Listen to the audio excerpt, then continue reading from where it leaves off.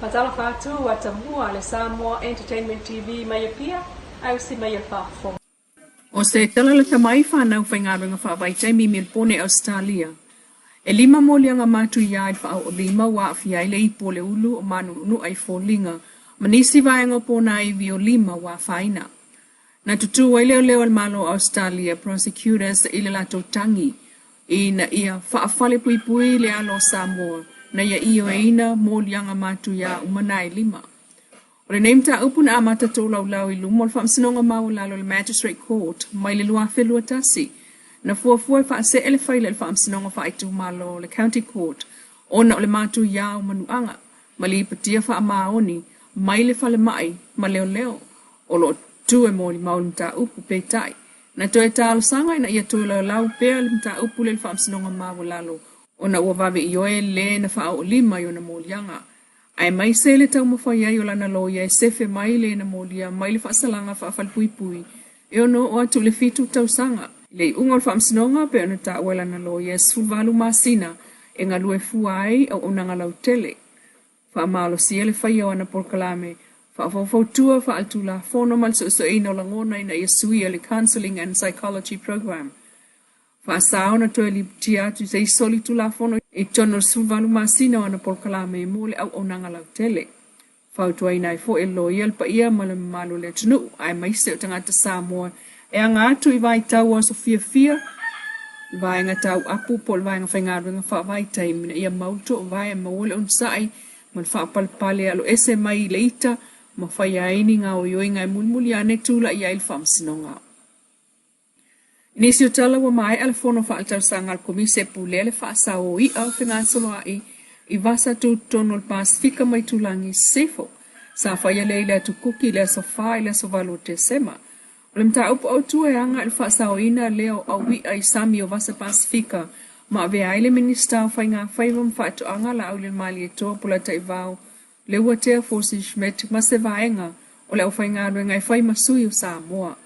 Whai ngā whono i naile malienga, e whaatapula ai ai te tau na whangota ma wha mautu me whai ngā runga e whaatino ai le pū lea le leo whangotanga. Male, o le mata i tuwina o whai ngā whaiva. Tolu, suinga o le tau mai ainga, ai o a whianga o whai ngā whaiva mai suinga o le tau. O le ngā ruru e whaatasi o tunu e mata i tū whangotanga fuafua.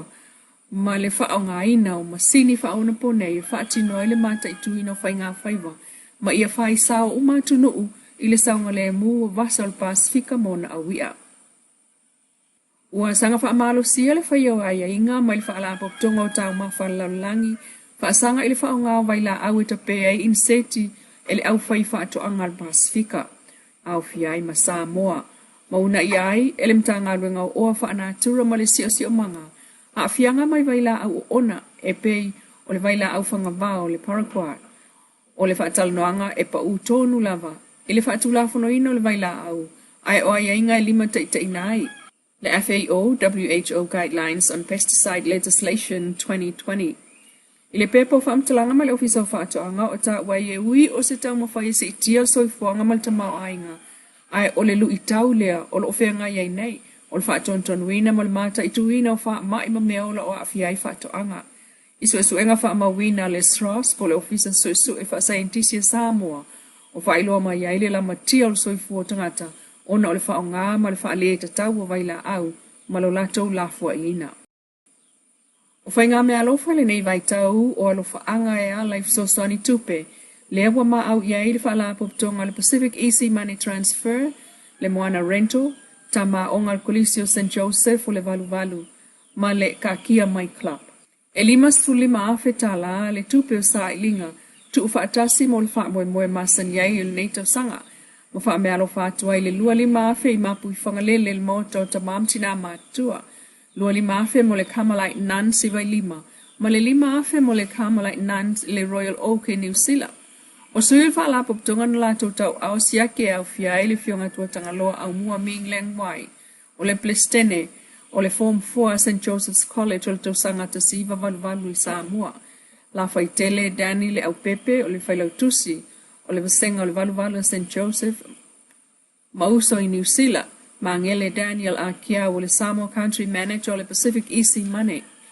Mawhaafetai ai e le sunga pe star le tunu una lo whāne le konseti ai o le whaonga ina o le unanga le Pacific Easy o le umaua mai ai vai ngā tupe ai o le alofa mai le skopa mai le akopa.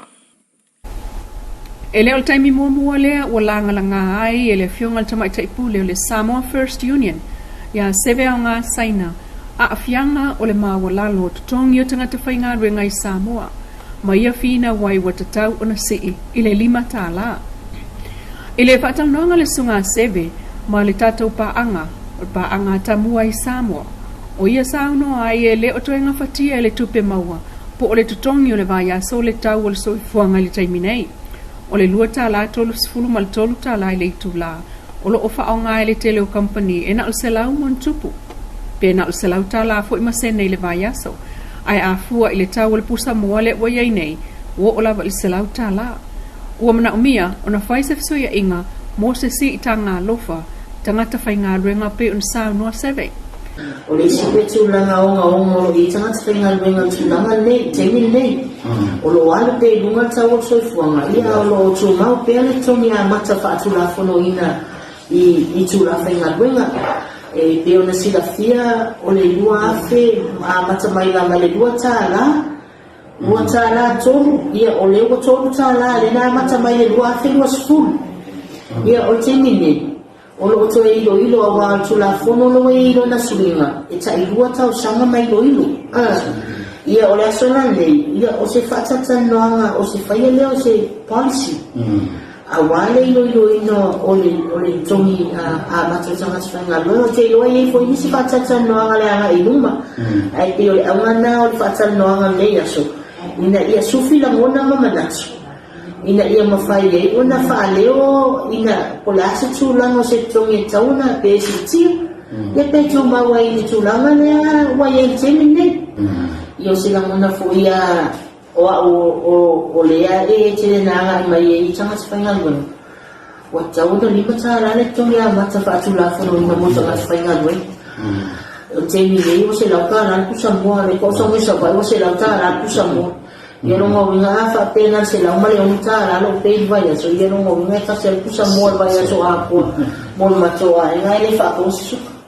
li potia mai el tato pa anga o le solulu le mai so nei na awa ia fa au lulu ngo company fa la pop tonga tu ma oti ai mai se pa anga tanga ru ngo business ya la manu ma leipa o lo ta imu ai nei fa tal tal no nga fa ta upo ta uai lunga ai sa no seve o lo fina u lava ia sili pe si ia tu foi i le 5 tāla le tongi mawalalo o le mautau ave le nalfa ala po tonga le uni tanga te whainga ruenga pe tai ele i ai se taunu unga o le nā whailua inga e pe o na mōli mau mai o tu sama le malu tau sanga talon whaavae le Samoa First Union ma o se itia foi tangata o le stalat i ai o lato suafa e whaima paanga e o lawa i whanau o lo malanga whainga ruenga i waa i atunu e mamau ai o whanau o lo malanga whainga ruenga whaavae taimi New Zealand Australia o fa o popo lava i lato ua veai ma tō tino le Samoa First Union. O lo tala peolo na whai to amosos tangata whai ngā ruenga i fia le stala lon swafa e pe on sa noa seve o le au ngā o le veai ma tō tino ina ia whai ngō fiai o na whinau i le aia te tau tangata whai ngā ruenga ai mai se pe aia i wha le tonu i tutongi. Lau Samoa Entertainment TV ma na tala mai Samoa le ko i tu las wha o poponga i le aso atai au i le lofo le tua pa so i fuaia.